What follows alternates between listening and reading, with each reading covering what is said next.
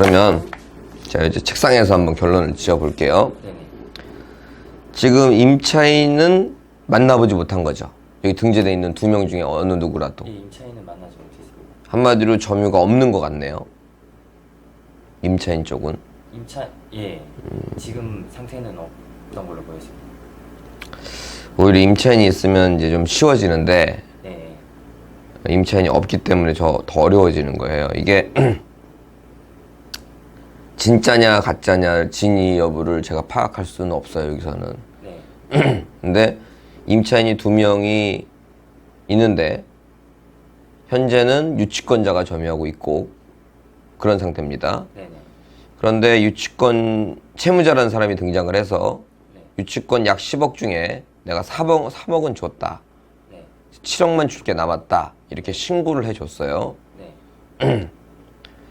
이것조차도 우리한텐 좋은 거라고 보여지지가 않고 조금 과하게 말하면 짜고 칠 수도 있다란 얘기입니다. 내가 10억 신고해놓고 네가 이렇게 해갖고 뭔가 확정적인 금액을 7억을 만들어 놓은 거죠. 네. 물론 진짜일 수도 있지만 네. 공사를 했으니까. 네. 그런데 그거를 우리가 파악하고 우리가 그걸 깨기가 만만치가 않다는 얘기입니다. 당연히 이 7억을 감수한다고 생각하면 이 물건은 못합니다. 예, 가치가 없어요, 전혀. 10억이라는 3억 플러스 7억 해버리면. 그러면 이제 한 번에 좋은 경험에서 끝나는 거고. 그렇지만 이제 마지막으로 하나를 더 이제 생각을 하자면, 첫 번째는 이 4개의 업체, 유치권자가 4개 아닙니까? 네. 4개의 업체가 현재는 그 중에 하나의 업체에서 점유를 하고 있어요. 네. 근데 제가 보기에는 이 3개의 업체가 이렇게 같이 네. 네가 대표로 점유하고 우리들도 점유하는 것이다 라고 주장하게끔 만들어 놨을 수도 있어요. 네. 하지만 이제 이 사람들이 진짜 유치권자라면 내가 받을 돈이 중요하지 남이 받을 돈은 중요하지 않습니다. 네. 오히려 가짜 유치권자일수록 같이 가고 싶어 해요. 왜냐면 이게 같은 돈이니까, 한마디로. 그래서 점유자를 만나서 이제 그분은 준다는 전제하에 네. 다른 분들의 정보를 파악하는 겁니다. 무슨 말인지 알겠습니다. 네, 그래서 자, 이 사람이 얼마야? 이 업체가 제일 줄 게 없는 업체입니다. 네, 좋아요. 좋아요. 그거 잘 됐어요. 이 4개 업체 중에 가장 적게 줄 업체가 남아있는데 네. 이 남아있는 업체에다가 우리 편이 되는 겁니다. 그 사람이. 네. 그럼 너는 남한테 점유도 줄 필요가 없고 다른 사람이 주장하는 게 진짜 못 받은 돈이라 할지라도 당신이 점유를 여기서 빼면 난 당신 돈도 줄 수가 없다. 그래서 당신이 확실하게 점유해주고 누구도 못 들어오게 해서 내가 이거를 100% 다 준다는 확약서까지도 써주세요. 그 사람이 나를 믿게. 무슨 얘기인지 아시겠죠? 네네. 그럼 뭐 7억짜리가 1억이 될 수도 있는 거니까. 그렇다면 우리가 한 팀이 점유하는 건 분명히 알고 있고 네. 그 한 팀도 자기만 점유했다는 걸 분명히 주장할 수 있다면 이건 진위 여부와 관계없이 그 한 팀의 유치권으로 끝낼 수 있다. 자, 그런데 그쪽에서 좀 말을 안 듣는다, 협조를 안 한다. 그렇다면 처음 현황조사서 당시에 이 어디예요? 헌터 미트. 예, 여기 지금 점유자라는 얘기가 나오죠? 네네. 이때는 왜 점유하고 있지 않았느냐를 걸고 넘어지십시오. 그래서 내가 다 안 줄까 너만 줄까로 판단을 시켜야 됩니다. 물론 이렇게 행동이나 이런 거를 뭐 이렇게 세게 하시라는 얘기가 아닙니다. 정확한 전달만 해주세요. 그래서 그쪽에서 우리 쪽이 됐다 라고 해서 확약서까지 써줄 정도라면 속된 말로 3억 4천에서 4억 4천이 됐다. 네. 그 정도는 제가 괜찮다고 봅니다. 이 물건이. 전까지는 네. 그런데 이제 그쪽에서 애매한 답변이나 물론 그렇게 확 하고 나면 그 자리에서 바로 결정 안 할 수도 있어요, 그 사람이. 네. 약간 지금 무슨 혼란스러울 거야, 그런 말을 하면. 네 돈은 내가 다 주겠다. 이런 말은 막 혼란스러울 텐데 나중에 연락이 올 수도 있습니다. 네. 하지만 그 의사 표현을 정확히 해서 이 물건이 짜고 치든 진짜든 우리가 깰 수 있는 방법은 제 머릿속에는 이 책상에서 앉아 있어서 제 머릿속에는 그 사람과 공조하고 협조하는 방법밖에 없다. 이 방법이 우선일 것 같습니다.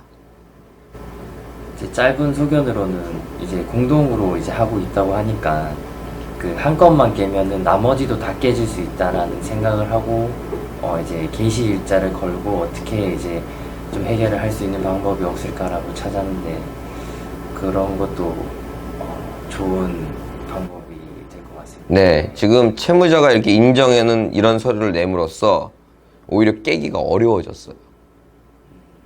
물론 이 점유 부분이 있는데 이쪽에서 그냥 임차인 계약을 해서 뭐 핑계 변명이죠.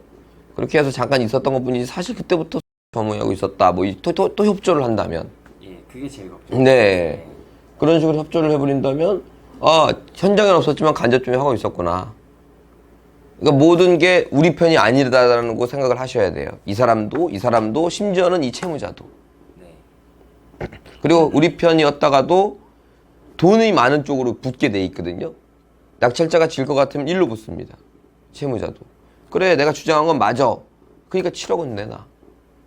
얘기해 줄 수 있으니까 우리 편이 아예 아니라고 생각하고 그 중에 한 명만 우리 편으로 끌어내십시오.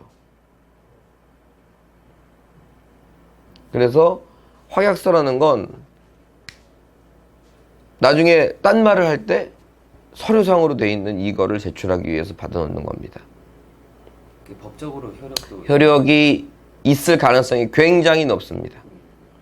난 나만 점유했고 누구도 현재까지 아무도 점유하지 않았으며 대충 확약서는 이런 거죠.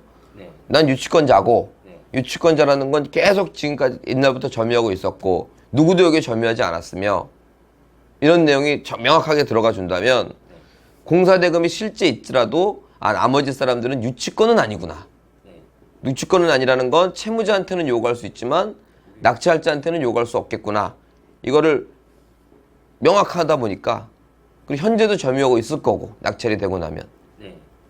그런 것들이 있고 이제 만약에 이제 이 셋과 이게 하나가 틀어져서 확약서를 써준 걸 걸렸어 예를 들어서 네. 뭐 그런 것도 한번 가정을 해본다면 그럼 이제 여기서 이 점유를 하려고 할 거예요. 네. 근데 여기서 확약서를 써준 자기 책임이 있기 때문에 만약에 점유를 뺏기거나 일부 점유를 이렇게 했더라도 얘는 며칠 전에 들어왔다. 이걸 여기서 강하게 주장할 겁니다. 네, 맞습니다. 그렇겠죠? 네. 그렇기 때문에 이 세 명은 우리가 주장하는 게 아니고 점유자가 주장하는 부분이다 보니까 네. 이 부분은 깰 가능성이 굉장히 높다. 100%라고 말씀드릴 수는 없어요. 제가 현장을 눈으로 본 것도 아니고 그렇기 때문에 100%는 아니나 지금 이제 감정평가 당시에 유치권 현수막도 걸려 있고 그죠? 예. 당시에는 있습니다. 네. 하다 보니까 그 당시에 점유가 없었지 않느냐 그건 너무 약해요 우리 쪽에서. 그쪽을 선을 아예 없애는 거냐 아니면 일부만 인정하고 강하게 가는 것이냐 이걸 선택해야 되는데 이왕이면 아예 없앴으면 좋겠으나 그렇게 안 된다면 이걸로 선회하시는 게 좋은 방법일 것 같다 저는 이렇게 봅니다. 제일 중요한 건 그 돈을 받는 시기부터 지금까지 계속 점유를 했다는 그 사람만 점유했다는 네. 그 확약서를 받아놓는 거예요. 근데 이제 말 끝에 뭐 이건 이제 그것도 생각은 해보세요. 말 끝에 사실은 아무도 점유하고 있지 않다가 경매 접수되고 점유했다 이런 말이 나오고 그걸 또 확약서로 써준다. 그럼 이제 자기 함정을 파는 거예요 그 사람은. 그렇죠. 네. 근데 그걸 너무 좋아하진 마세요. 이 모든 사람이 적이 되기 시작하면 해결하기. 예 그러니까 하나를 우리 편으로 확실히 잡고 가는 것도 괜찮은 방법입니다. 제가 이 아무것도 모를 때 무조건 그냥 찾아갔거든요. 누가 있을까 해서 찾아갔는데 이제 서울에 회사가 있었어요. 그래서 이제 얘기를 조금 나눠봤거든요. 그분 입장에서는 다른 사람들은 모르겠고 난 내 돈만 받으면 된다라고 이제 그렇게 얘기를 했는데 이 지금 금액이 어느 정도 되는지는 그때는 몰랐어요. 근데 그때 당시에 저한테 얘기를 하기로는 한 2억에서 3억이 된다라고 이제 얘기를 했거든요. 어차피 그 금액은 부풀려진 거고 그렇게 좋다. 지금 점유하고 계신 분의 돈을 드리겠다라고 했을 때 그분이 이제 요구하는 만큼을 다 줘야 되는지 아니면 실제 그 도급 계약서 상에 얼마가 줬고 얼마가 남았고 라는 거를 이제 드려야 되는지, 당연히 그 남은 것만 이제 주겠다고 하면은 그 점유자분은 당연히 싫어할 거고 그런 부분은 어느 정도로 타협을 하면 그러니까 2, 3억 이렇게 말할 수는 이제 없죠. 이 사람의 맥시멈 금액은 1억 2,500이에요. 네, 맞습니다. 이제 옛날에는 뭐 2, 3억 정도 있다 이렇게 말을 했지만 네. 자기가 고민 끝에 자기가 신고한 게 1억 2,500이니까 네. 이제 그 사람의 맥시멈 금액은 1억 2,500이에요. 그래서 처음에 대화를 시작할 땐 당신 이거 다 해갖고 지금 남은 게 3,500만 원밖에 없다는데 맞냐? 이렇게 시작이 돼야 되는 겁니다. 얘기 시작이. 그래서 어느 정도까지 내가 맞춰줄 테니까 그렇죠. 그렇게 할 수 있겠냐. 내가 이거 라고. 당신 이거 맞냐? 그러면 아니다. 뭐 1억 2,500이다. 아니다. 뭐 5천만 원은 뭐 했다. 뭐 후구절절 얘기가 나올 거 아닙니까? 네. 맞다. 1억 3,500만 원이다. 이러면 우리한테는 더 좋고요. 네. 네, 그렇죠. 하지만 3,500만 원과 1억 2천 사이다 보니까 제가 아까 언뜻 1억이라고 해버렸지 않습니까? 네. 그렇기 때문에 뭘 줘도 된다. 내가 보기에는. 근데 이왕이면 우리 입장만 생각하자면 적게 주는 게 좋겠죠. 네. 근데 3,500보다도 더 깎겠다고 들어간다면 우리 편이 안 될 수도 있다는 얘기입니다. 그래서 이거를 얘기해 놓고 이 채무자 말이 맞냐? 그럼 자기가 이제 얘기를 하다 보면 아마 1억 2천까지 올라가지를 못할 거예요. 제 생각에는. 네. 근데 이거보다는 왠지 올라갈 것 같아. 네. 3,500보다는. 네.